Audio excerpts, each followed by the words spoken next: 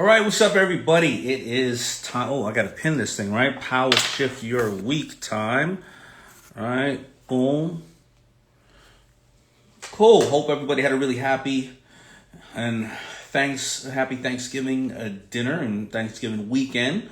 I tell you, it felt like the longest weekend in history to me since we are all hopefully we're all quarantining and trying to not be around others and have those super spreader events. How many of you felt like it was a long weekend? Because it felt like forever. How many of you wanted to see you raise your hands? There you go, Rasheed. Said happy to catch me. Thank you so much. What's up from Kazakhstan? Romania's in the house. Eric Visionary, what's going on? All right. Yeah, you feel the same way. Aros TKO 74, I think like that. Stent Mommy. Yeah, it was like crazy. Anyway, so, Power Shift Your Week, what I try to do is try to give you a good frame of mind moving forward in the week ahead. Pick up something that maybe I've read over the weekend or whatever the case is and give it to you. I see Uganda's in the house. Egypt's in the house. By the way, I'm going to probably do another one of these a little later on today. I got to think what expert I'm going to bring on because I saw something trending. I was looking at social media today and I said, what's trending? And all of a sudden it said twerking. And I go on to see what's trending in regards to twerking. And if anybody wants to see this video, it is absolutely hilarious. It is a restaurant owner in Dallas, Texas. And the restaurant owner is basically telling his guests they better stop twerking in the restaurant. And quoting him, he said, well, I don't need your money. I'm trying to do this for people in the restaurant and for people of color. And this person is a person of color. And he was like, if you're going to twerk in here, this is not a place for that. Get the fuck out. And he did say that 75% of his customers were females and he wasn't trying to offend them and various other things. A lot of people were on there saying he's wrong. He shouldn't speak to his customer like that. Should you ever tell your customer to get the fuck out? Absolutely not.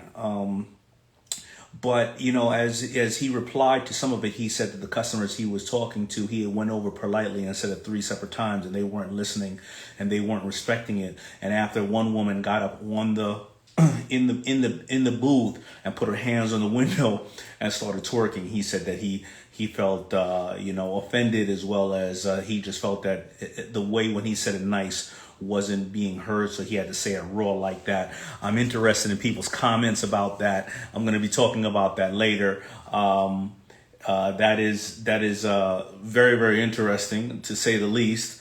It's challenging as a business owner. What do you do in that instance? How do you speak to your customers like that? Do you let them dictate what's going on in the business or whatever the case is? And but then some people were responding with, listen, I don't want no egg. I don't want no ass with my breakfast. I don't want to smell no ass while eating my breakfast.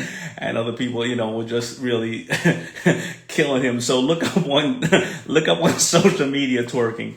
And this guy. However, one thing I do see in there that there were a lot of people who didn't look like they were all wearing masks and they were tightly amongst each other. So that is something that shouldn't be happening. So you don't want to catch coronavirus from somebody's ass. Anyway, so let's go into the topic of today. The fact that I saw that I think that you can all learn from. Again, some of these things we go over in various different ways in the past, but sometimes you won't get it one way and sometimes you'll get it the next way. That's why I have read Napoleon Hill's Think and Grow Rich almost 20 times or even 30 times, because as being somebody who's dyslexic, sometimes I'll listen to something one way or read something one way and not retain it. Or at a different time in my life, if I read the book when I was 15 or 16 for the first time, I had whole new insights on things when I was 30 and whole new insights on things when I was 40 and whole new insights on things when I was 50. So that's why I go over some of these things in different ways. So here it goes. All right.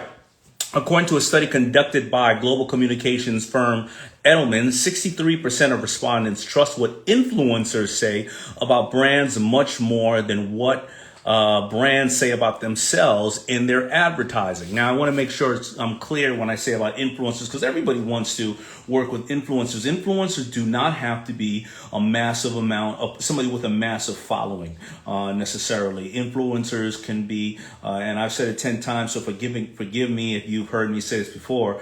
If you go after the Kim Kardashians of the world, who may have, I don't know, by now she probably has 200 million followers.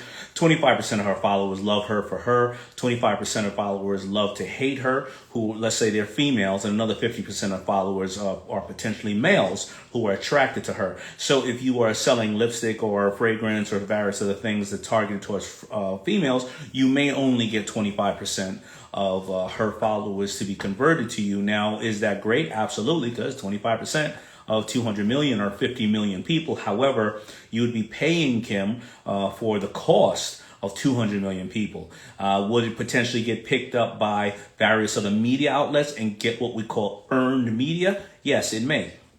And that's where you have to balance whatever it is in the middle of your budget. Now, if you do get, and I'm just going to use hypothetical numbers though, but if you do get 200 people with 1 million followers, even though that's extremely expensive, I would say let's go after really smaller numbers. If they're not publicly recognized people, well then most likely over 90% of the people are following them for exactly what they do, because they may not be as polarizing. So when I was really pushing football, videos were my form of Instagram. Now, I didn't go after music artists such as REM or anybody like that. Nothing wrong with them. Kurt Cobain, I love them. I mean, a great music artist, but they didn't fit the genre and the culture that Fubu and Kurt Cobain may have been, because he was such a rebellious person, and Fubu was all about the rebellious of hip hop and the culture of hip hop. But I made sure that I went after, whether it was small and not as known rappers, maybe it was people who were doing spoken word, poetry, boxers that you may not have known at the time, all the way up to, I worked my way up to the Lennox Lewises of the world and worked my way up to the LL Cool J.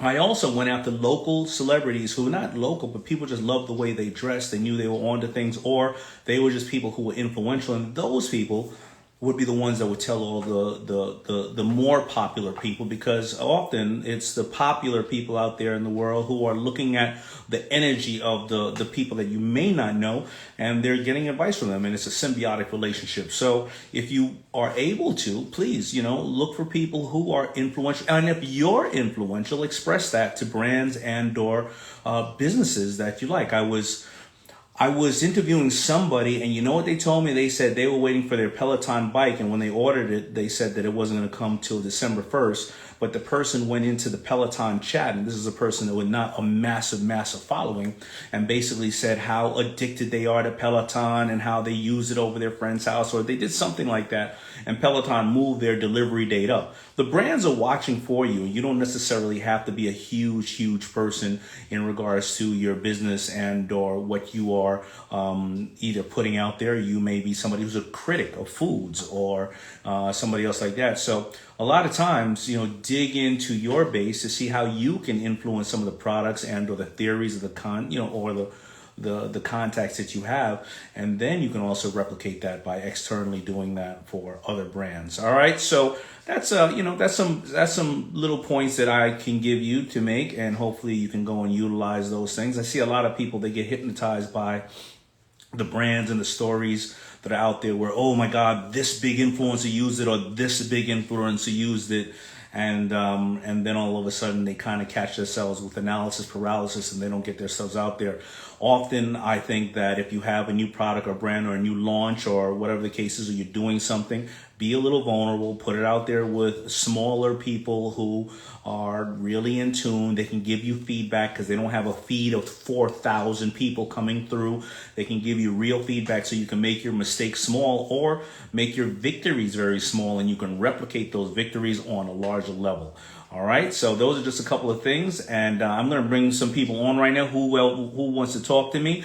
We can talk about business. We can talk about the twerking conversation. We can talk about Shark Tank. We can talk about Nate Robinson getting knocked out. However, even when Nate Robinson got knocked out this weekend, it was funny. He hopped right into the chat and started chatting with everybody about the jokes. But if anybody has been seeing the Nate Robinson memes, they are absolutely hilarious. All right, let's see who's in here right now. Eric Visionary.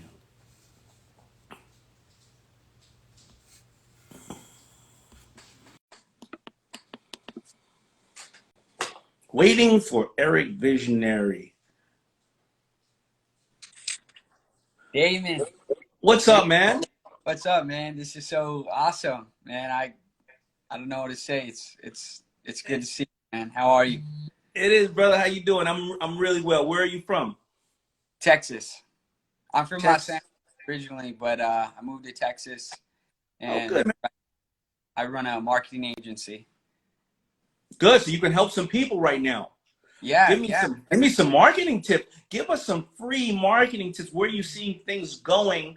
And tell us what you do, who you do it for, and you never know who's watching, man. Somebody maybe I can hopefully work with you and find some things we can do together. So what's up, man? Hit me. Yeah, yeah. I love it.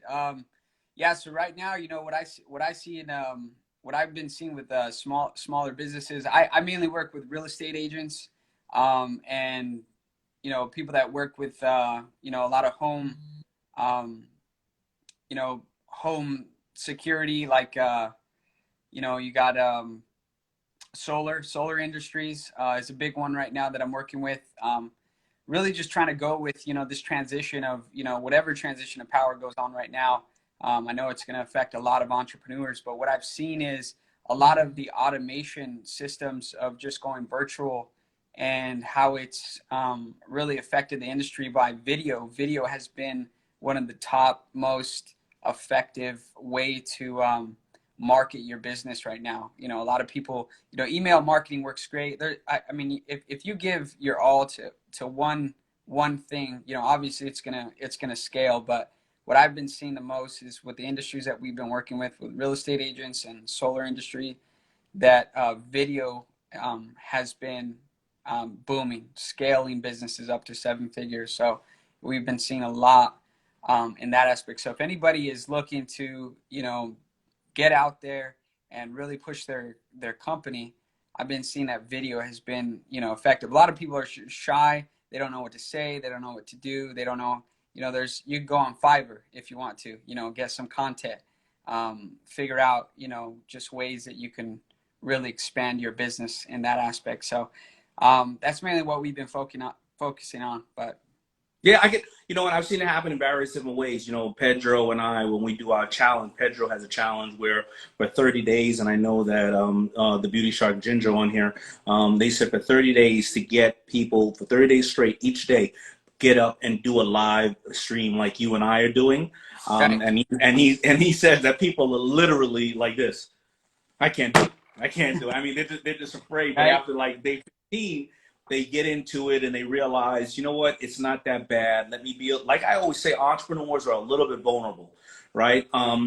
Also, a lot of the videos, there's two type of videos, right? There is the really raw one. Hey, I came here. I'm installing the solar panels, whatever the case is. Here's the box. Here's how their bill is going to now reflect. And it's a raw video. But people generally like that. They don't like things a lot of times that are overproduced, because they feel like you put so much money into it, it's a little bit of bullshit, right? And the way that as I show my age, the way that you can look at those things is think about some of the brands that have sold the best. It was people who did not have A-list celebrities. It was the Foreman Grill. It was Suzanne Summers, the Thigh Master. Because if you put up that big shiny person, a lot of times people felt too much bullshit here, right? So Right. I say all that so that people don't seem to get intimidated by when you say put up videos. And a friend of mine just came out of jail. That's right. I still know people that are in jail and who've come out of jail. Me too.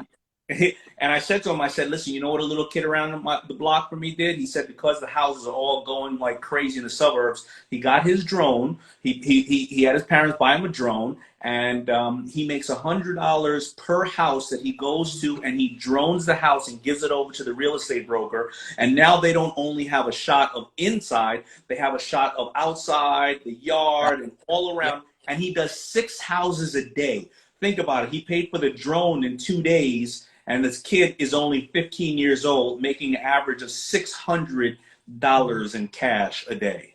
Oh, wow. That's awesome, man. That's good. Yeah. I mean, yeah, if you could find a service or even a product that sells $100, sell it for $100 or the service for $100. I mean, you do 90 of those, you'll make $10,000, and then you can invest.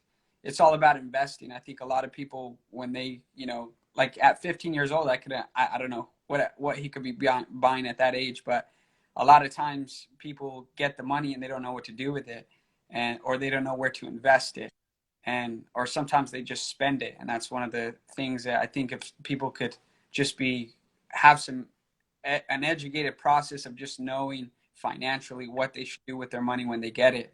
That's a really important aspect as well, I've seen with my business. Yeah. I wish I could say that I was Mr. Financially Intelligent. That's why I talk about it all the time, because I ran out of money 3 times starting FUBU. Then I mortgaged my house and I almost ran out of all that money. And then I went through millions and millions of dollars not having financial intelligence. And it was only at that point where I said, thank God I'm not an athlete who gets most of my money when I'm 19, 20, or 22 years old. And thank God I have another bite Right. at the apple. And even till today, with me having dyslexia, I don't retain a lot of things. I'm calling my accountant literally in 13 more minutes and saying, what am I supposed to do by the end of the year? What are the things, the taxes and or the things that I'm supposed to pay by the end of the year, or to do, gifting somebody things and stuff like that. So financial intelligence is something that is a constant learning experience, because rules and Right. regulations change, industries change, and don't be ashamed to say that you have to learn more financial intelligence, because I'm still learning financial intelligence and I seek after learning financial intelligence.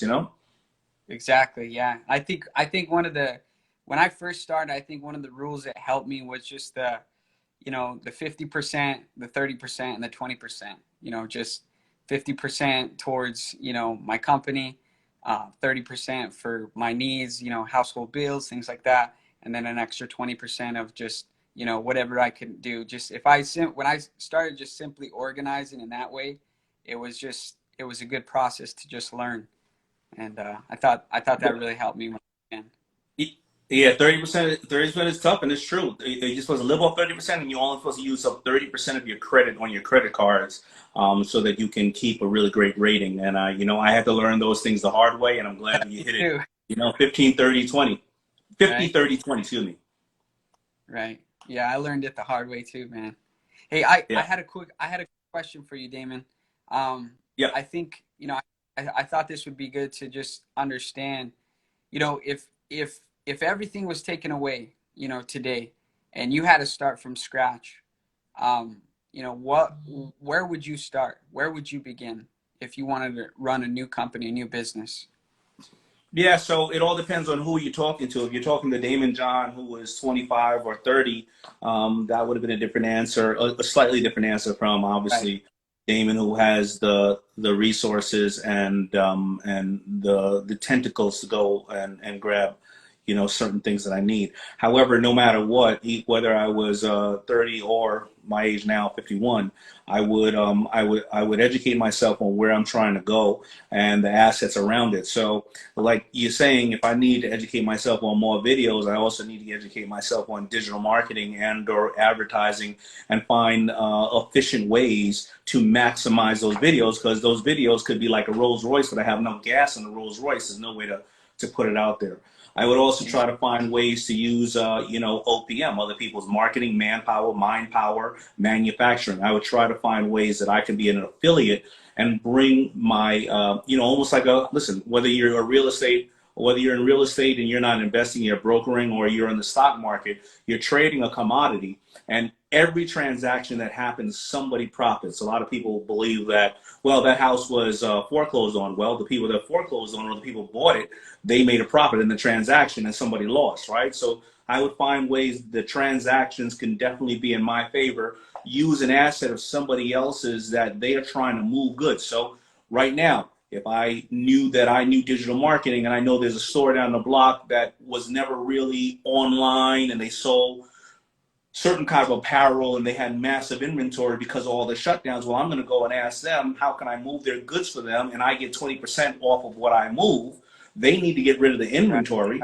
So I'm going to try to find assets that I can move and be able to profit without having to lay out a huge amount of capital on the inventory. The only time I'm going to lay out capital is for the education and for some kind of digital or some kind of marketing, whatever the case may be. Right. And it's got to be something that I really love, something that I'm really, really passionate about. Because if I'm not moving something I'm passionate about, then I'm working, and I might as well just go, I don't know, hopefully go get a regular job, right? But if it's something I'm passionate about, somehow I'm going to find a way to grow in that business, make the business my own, or get more people behind me. Something I got to be super, super passionate about. Right. Exactly. Yeah. And you know, I have friends that just, you know, they're in different industries, and, you know, this pandemic, some of them have, you know, scaled more than they ever have in this pandemic. Some of them, you know, have had to come back to scratch and start new businesses and things like that. So I'm getting, you know, I get questions about, you know, what's the best solution, you know, how can I market my business, and, you know, what percentage of my profit should I invest in marketing? And, you know, I always tell them about 30% at minimum to invest. Is that something that you would suggest? Yeah, you can 30%, and you want to be a little liquid as well. But listen, I want to be very honest. You know, I'm making a lot of financial mistakes recently because I know it may just come too busy. But you know, about 8 months ago, I was like, you know, Bitcoin is down to $2,000. Let me buy a bunch of Bitcoin. Now the thing is at $20,000. So I'm like, missed the boat there. Then I was like, let me short the market, because when that market went down to 17 or 18, I was like, this thing is going down to 14. The market's damn near back up to 31, right? So, you know, I wish I could tell people that you're not going to get, you know, cracked in the head a little bit. But Warren Buffett says it best: the market and or investing, it takes away money from those who are impatient and gives to those who are patient. And when you look at a guy like Warren Buffett, who's damn near 170 years old, still trying to invest and do things, he's super, super patient, right? So, you know, it's just really it's really about financial intelligence, like you said, and putting away a good amount to be liquid, and also having the right people around you who can help invest that money, and knowing that they have given references, because you can always get made off, right? You want to make sure that you have access to your information, you are seeing the liquid at various times, and you also know what else they're doing out there, and where they're coming from. Right. Yeah, I've always heard, I always hold on to Warren Buffett when he said that habits, you know, habits are like a feather. You can't even feel them until they have just chains. And, you know, and that's how it is just noticing the habits that aren't working for you right now, just noticing them, to cut them off now, so that, you know, because a lot of times, I mean, man, sometimes I'm on Instagram. I could be on there for like an hour sometimes, you know, just scrolling through, looking at advertisement, all kinds of friends' information. But I'm glad I was on today. I caught you, man. I really love what you're doing, man. I'm really encouraged by you. I just want you to know that your influence is just phenomenal. It's really advancing people's businesses and scaling them. I just want you to know, from an entrepreneur's perspective, you've been very encouraging to me, man. I appreciate what you're doing. Well, I do appreciate that. I appreciate you spending the time with me. Listen, I'm only a product of what I've been developed by, because mentors and the people that shared information with me really been amazing. But like I tell everybody, please just go out there and read, or audiobook, because, you know, if it's Napoleon Hill or Robert Kiyosaki or Tim Ferriss or myself that have written books over the course of 100 years who don't know each other necessarily, if you all see the same defining things in there, like I love your 50, 30, 20, if you all see the same defining things in their embarrassing ways, we think it was a big ass conspiracy. It's that these lessons we've all learned from life. And somebody gave us the lesson prior to us sharing it with you. Nothing here that I am sharing with you is something that I uniquely have come up with. It is purely me being an aggregator of talking to amazing entrepreneurs like you and everybody else that follows me. So I definitely appreciate it, man. I hope you guys stay safe. You guys are not locked down out there, are you, in Texas, are you? Oh man, you got to come out here to Texas, man. There's no lockdown. It's you know, I know there's a lot going on in New York and California, but it's been pretty free out here. You know, I've had some friends that have had family members that have you know, passed away from COVID, but you know, I've seen that Texas has been real open to, you know, small businesses, and so that's what's been really helping out here, is that a lot of small businesses are open. We're able to, um, have meetings, things like that. How was your Thanksgiving? Thanksgiving was very, very small, just a couple of us. Listen, I'll be very honest. I'm not a big fan of where it's not locked down. I think that if, prior to this, we didn't know what was happening, but if there is a vaccine in sight, you know, listen, I'm fortunate enough to have a pretty good life, and I just don't want my daughter to, say I had to bury my parents because they couldn't sit their ass at home. You know what I mean? It's just Yeah, not yeah, working for me. But I just want everybody to be safe. You know what I mean? Because I've lost over 40 people. Not just I knew them all, but obviously through people because New York got hit so hard. I lost two people last week. And when you die from this thing, it's not fun. You're by yourself for 4 or 5 days with people shoving things down your throat. You don't get to even see or speak to your family anymore, and then you're gone. right. So, anyway, I just hope you guys are safe. Even if you do go out, and don't get me wrong, I'll go out to an outside restaurant here in New York, or I'll hopefully get them to give me a whole room, and we'll wipe it down, and maybe about 4 or 5 of us. But I'm super cautious about where we are right now, and I just want everybody to be safe. Yeah, yeah. No, I'm with you, man. I don't want to be insensitive about it. I know my place. I know everybody's got something going on different around there, but one of the things that encourages me, that I've known for myself, is that I've always wondered, what the purpose of life is. Growing up, I've always wondered, like, what is the purpose of life? Do we just work and then get married, have kids, and then die? Is that it? But I've seen that, like, the purpose of life is to, like, know, the only purpose that I've seen is to know the one who created life. I just think about, who has created this. It's the intelligence of, like, the mind, the body, just the whole aspect of life itself. And I could only come to this one conclusion, is that my conscience is open to understand that, like, there is good and there is evil. But at the same time, I'm just seeing the one that has created life, God himself, is like the purpose of knowing him has given me peace in my soul, during any anything that goes on in this life. And so I've been I share that with people, because sometimes people just don't know, they don't have purpose, they don't have vision for their life, they don't really know where they're going, what they're doing. We're all going to die in the end, obviously, but in one aspect, this life has been given to us, and it's a blessing to even just wake up in the morning. So count my blessings, give my life to knowing the purpose of just knowing the one that created life, and that's been really encouraging to me throughout all this time. No, I believe you too. Listen, on my neck is who God bless, no man shall ever curse, and I get it, and I am a person of faith as well. Thank you, man, for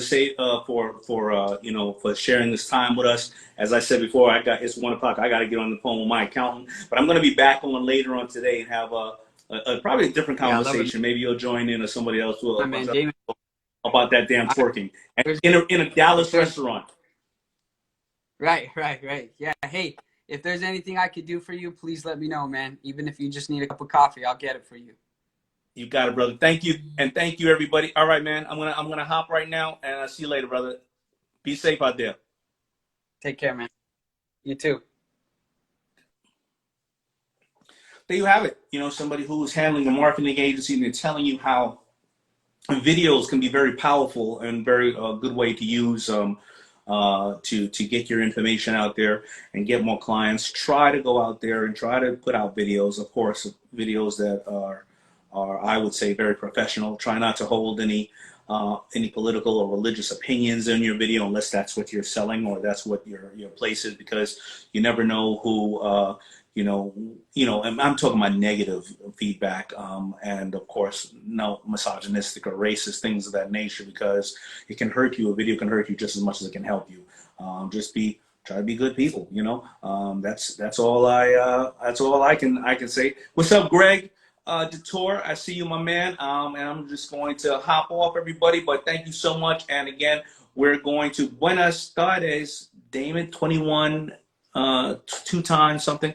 All right, everybody. Well, I will see you a little bit later. Oh, by the way, tomorrow I got Ludacris coming on. Tomorrow I'm gonna be chopping up with my man Luda, who was absolutely amazing. Somebody who was able to shift through brands and through acting and music, and absolutely amazing. Gonna have a good time with him.